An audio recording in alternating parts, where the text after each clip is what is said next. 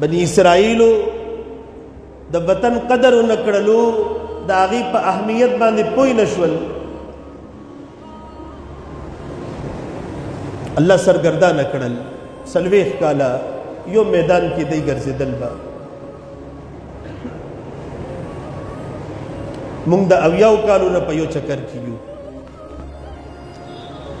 او د دې وجه دا ده چې کله هم د نعمت ناقدري وشي نو د الله تبارک وتعالی د ناراضګۍ اظهار کیږي. بیا وطن دا د الله تبارک وتعالی د طرف نه یو لوی نعمت دی، انعام دی.